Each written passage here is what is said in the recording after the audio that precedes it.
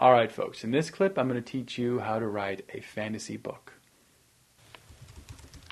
For my money, fantasy books are some of the best books out there because the stories themselves exist just outside the limits of our imagination, just outside the limits of the world that we physically occupy. And in my mind, some of the best fantasy books are the ones that are rooted in reality but are completely outside the boundaries of what real life is, and like some sort of supernatural or unexplainable phenomenon that exists within a familiar place that we ourselves are used to living in.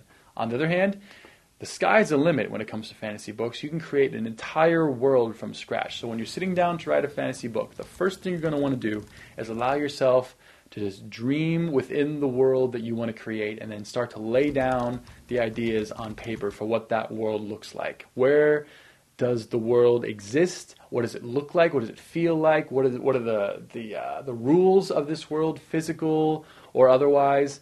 Get that down and establish that so that you can walk freely as a writer in this world and physically feel it. It ought to be almost tangible.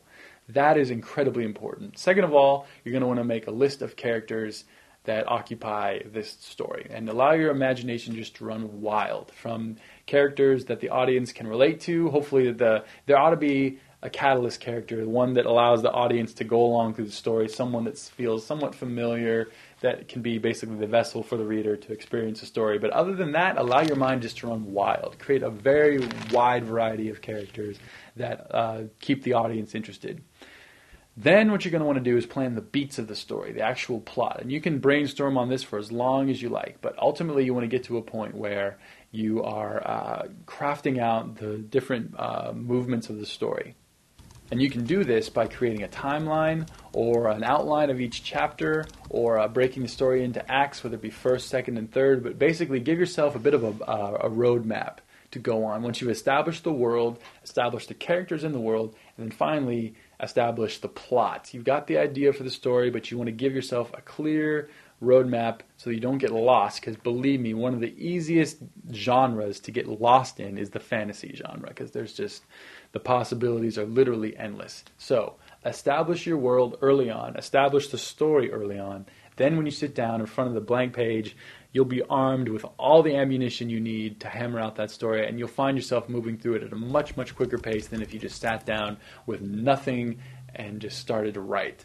Some people like to do it this way. It's the way they like to go. In my opinion, it is a dangerous, dangerous way to write a fantasy book. Is more than likely, to an unexperienced writer, like the kind of writer that probably watching a video like this, you're going to get lost in your own story.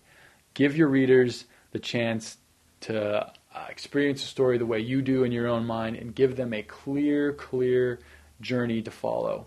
And in doing this, you got to do your prep work first. Establish the world. Create the characters, create the story, then sit down and write it. And that is how you write a fantasy book.